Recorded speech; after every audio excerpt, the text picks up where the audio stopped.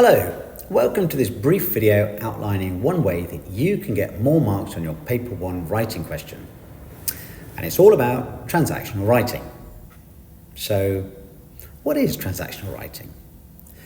Well, a useful definition is that it is non-fiction writing that intends to communicate information between individuals or groups. And that's really broad, which gives us flexibility. Edexcel give us a bit of advice. It's in section B of paper 1. You should spend about 45 minutes on it.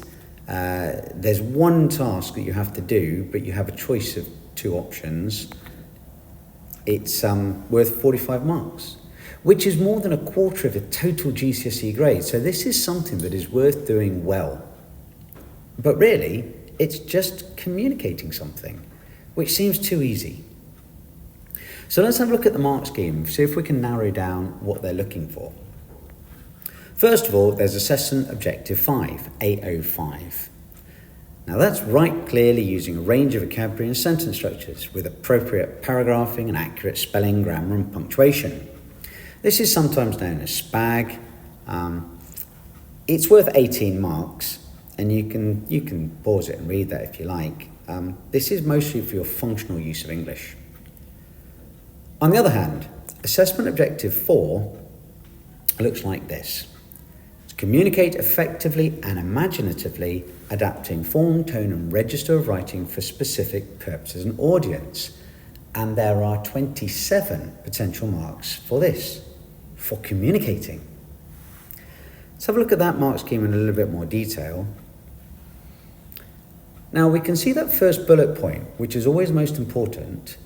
In level 3, which equates roughly to a 4 or a 5, it says you need to communicate clearly. That means that you effectively get a grade C for communicating clearly. That's not enough. Successful communication gets you a B. Well, we don't want that either. We want to tap into those top band marks. There are 23 to 27 marks available for communication that are perceptive and subtle. And in order to do that, we need a plan. And we only have 45 minutes, so we're not going to reinvent the wheel. We need a template to follow. And the clue to the template that we're looking at in this video is in the title of the video. It's going to be a story. If you get better marks in your creative writing than in your transactional writing, then try this approach. See if it works for you.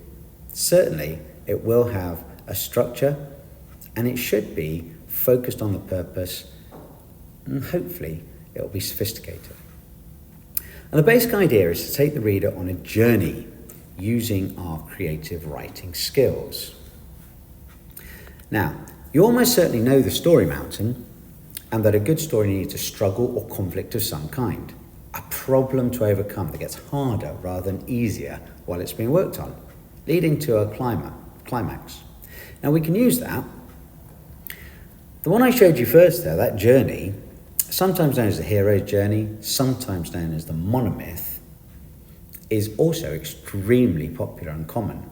Many stories in history have followed this idea, everything from Star Wars to Kung Fu Panda. And we're definitely going to use this. Because the main character, and we can see here there's a lion, the Lion King follows this too. The main character simply goes on a journey, either physical or emotional, and changes, becomes more, better somehow, stronger, older, wiser, doesn't really matter, just better.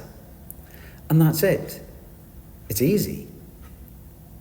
So how would that work with transactional writing? Well, we're going to use 5 points, and each of those points is going to become a paragraph, and it looks like this. First, you tell an anecdote about how your life was in the past. Probably terrible. Not necessarily terrible, maybe just a bit boring, unfulfilled, but certainly not positive. Then, another little story about something someone told you, or maybe something you saw, but you ignored it. It didn't have any great impact on you. A second story on a similar theme that interested you a lot more, but still didn't change you in any fundamental way. And then the climax. Something that you saw or heard or someone told you that made you realise that you wanted to change. Or maybe made you realise that you could change if that was a particular problem that you had. And then that's the climax. And then to wrap it all up, we've got a little story about the new you. A brief anecdote about how life is brilliant now. Or at least better than it was. Doesn't have to be amazing, just better. Let's have a look at an example. This is a past exam question, or prompt for it. Write an article about the person who has had the greatest influence on me. What story could we tell? Well, all you really need to do is to think of a way that your life was terrible and something that you saw that made you change it. Maybe you hated sports and you learned to love them by watching a friend. Now your life is brilliant. Maybe you were really disorganised and a friend gave you some advice that changed all that. Now your life is brilliant. Okay, we've got friend coming up a lot here, but that's fine. Maybe you studied too hard and had no life of any kind, and someone, somehow, perhaps a friend, showed you that you need some sort of a balance. And now you study reasonably hard, but you also have a life, and your life is brilliant. Now, all of those three are relatively common stories, and that's great. You don't have to be super creative with what it is you're writing. They're more interested in how you write it up. And remember, you do not have to tell the truth in your exam. Make it up. Make up a good story. Or don't make it up. Copy one you've heard before and tell it in a good way. Let's go with the first of those three. In reality, you may love sports. You may always have loved sports. It doesn't matter. We're going to pretend that you didn't. So, you would start off by painting a picture of someone who is bored, apathetic, doesn't do very much, doesn't really have very much fun. Yeah, paint a picture of a couch potato if you like. The detail's up to you. Maybe you were lazy. Maybe you thought that it was unattractive to get sweaty playing sports. Maybe you were afraid of losing and of others being better than you. Again, this really doesn't matter what it is that you're writing, as long as you claim to paint a clear picture of misery. Mild kind of a misery. Don't overdo it. Step 2. You see something, or someone tells you something. Maybe you watch a TV show and there are people having fun. Maybe the World Cup of football, perhaps. Maybe there's a school sports day that you enjoyed somehow, but you saw it as a one-off, not something to continue. You ignored that nagging feeling that it might be worth playing sports more often. Step 3. A stronger story along the same lines. If you have 2 ideas for step 2, then use the stronger of them now. So if step 2 is a TV show, this one is now a school sports day. And this kind of writes itself. Step 4, it's the thing that makes you want to change. So, it's got to be stronger than a one-off. It could be absolutely anything. Maybe your parents forced you to do a sport and you learned to love it. Yeah, okay, but that's not really tapping into this idea of the person who has the greatest influence on me, unless you really want to say that domineering parents are influential. How about someone you fancy does a sport and you start doing that sport to be close to them and then you learn to love it? Or better, yeah, the love of your life has an influence on you, but it's a bit tangential. What about your best friend plays a sport and they need one more player for their team and they persuade you to join them and you have fun? Now that's the best of these 3, and I'm sure you can think of your own, probably a better one. Now, why is that a great influence on you?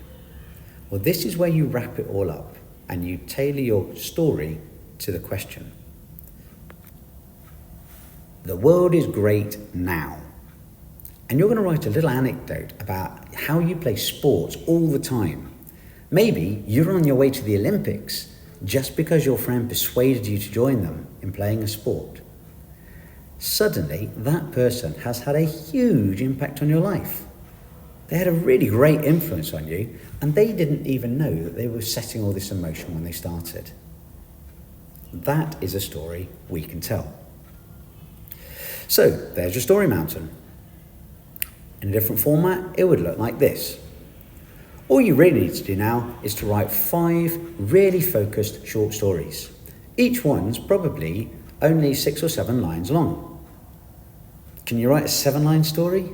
Of course, it's 3 or 4 sentences. Can you write one in 5 minutes? For sure. So you can write 5 of those in 25 minutes, and you will have a huge amount of time left for checking and revising and making it better.